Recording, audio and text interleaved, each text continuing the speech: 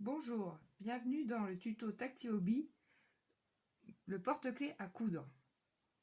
Tout d'abord, je vais vous présenter l'intérieur du coffret. Donc, vous avez, en ouvrant le coffret, le mode d'emploi en braille et en noir. En enlevant ce mode d'emploi, vous trouverez 10 cases à l'intérieur qui sont numérotées donc de 1 à 10. Face à vous, les premières cases, la première est en haut à gauche. Et on compte vers la droite. 1, 2, 3, 4, 5. Les 5 prochaines sont le plus près de vous. 6, 7, 8, 9, 10. Elles sont numérotées en braille et en gros caractères. Pour l'intérieur des cases, la première case contient les formes en feutrine. Donc il y en a 4. Un cœur rose, un poisson bleu, une fleur rouge et un chat orange. Dans la deuxième case, vous trouverez des boucles en ruban qui nous serviront pour attacher notre modèle à la monture du porte-clés. Elles sont aussi marquées en braille de leur couleur. Dans la case numéro 3, vous trouverez 4 bobines et leur aiguille enfilée. Les couleurs sont aussi notées. La case numéro 4 contient de la ouate pour bourrer votre forme. La case numéro 5 contient les montures de porte-clés accrochées par leur mousqueton au carton de la boîte. Dans la numéro 6, vous trouverez des petits pompons décoratifs si vous voulez les rajouter à la fin de votre travail. La 7 contient une petite paire de ciseaux. La 8, 2 enfils aiguilles, dont je vous expliquerai la manipulation à la fin du tuto, puisque vous n'en avez pas besoin tout de suite. La case numéro 9 contient des bobines de laine en plus si vous en avez besoin. Et la numéro 10, un petit exemple du travail que vous aurez à réaliser. Alors, pour commencer, vous allez prendre dans la case numéro 1 la forme de votre choix. Vous remarquerez qu'il y a deux parties. Les deux épaisseurs sont assemblées avec du double face à l'intérieur. Pour l'instant, vous pouvez le laisser, ça vous aidera à tenir votre forme pendant toute la durée du travail. Vous attrapez entre le pouce et l'index votre forme, comme un petit biscuit que vous alliez croquer. Et puis, vous prenez dans l'autre main l'aiguille enfilée. Donc, vous déroulez tout le fil de la petite bobine. Normalement, la longueur vous suffit pour faire le tour de votre travail. Une fois que vous avez en main gauche, si vous êtes droitier, votre forme et en main droite votre aiguille, vous piquez votre aiguille à quelques millimètres du bord, n'importe où dans la forme, du côté de votre table, vers vous. Et vous faites passer l'aiguille. Vous tirez entièrement le fil. Vous vous arrêtez quand ça bloque, il y a un nœud au bout.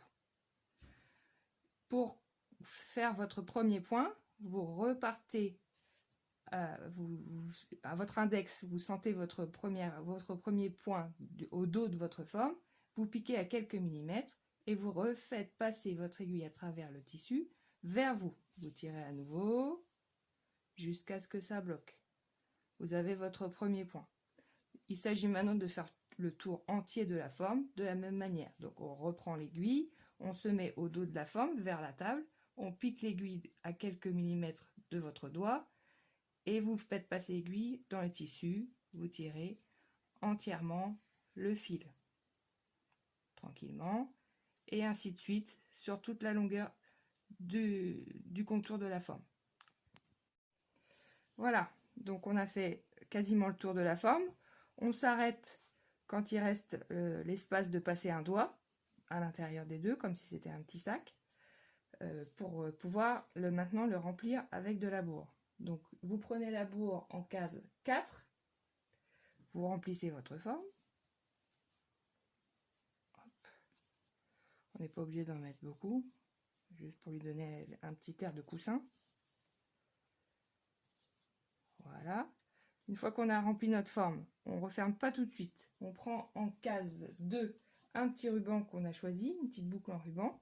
On vient la passer dans l'espace qui est encore ouvert. Voilà, elle va coller puisqu'elle est couverte d'une partie de scotch double face, donc ça vous aidera à la faire tenir sans avoir à tenir tout en même temps. Et puis on continue à coudre la fin de notre travail. Donc on va faire un point avant. Après, on peut passer dans le ruban. Normalement, votre aiguille peut piquer plusieurs épaisseurs, il n'y a pas de problème. Si vous n'y arrivez pas, vous faites un point avant et un point après la boucle. Voilà, donc hop, on finit de coudre. Donc toujours passer, faire tirer son aiguille jusqu'au bout du fil. Normalement, il ne vous reste pas beaucoup de longueur, donc c'est plus simple maintenant. Vous piquez derrière, vous faites revenir vers vous. Vous piquez derrière, vous faites revenir vers vous. On a terminé. Et pour terminer et faire tenir tout ça, on va piquer plusieurs fois au même endroit.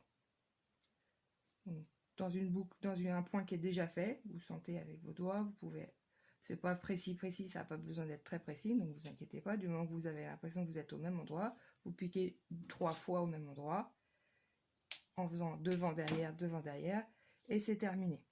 Donc votre forme est terminée de coudre. Bon, la mienne, elle n'est pas extraordinaire, c'est un petit demi-cercle, on pourrait dire que c'est une lune. Et puis maintenant, vous prenez la monture du porte-clés. Vous avez d'un côté un anneau. Là, sur celle-ci, il y a une petite breloque, un petit pompon que vous pouvez rajouter. Et puis, vous avez de l'autre côté un mousqueton. Donc, pour faire fonctionner le mousqueton, en faisant le tour avec votre doigt, vous allez trouver un petit levier que vous pouvez, ça fait ouvrir et fermer. Il vous suffit maintenant de passer ça dans la boucle. Et voilà, c'est terminé. Donc vous pourrez, une fois que vous avez bien compris la technique, vous pourrez l'agrémenter en mettant un petit grelot à l'intérieur ou coudre quelque chose d'autre dessus à votre goût. Voilà.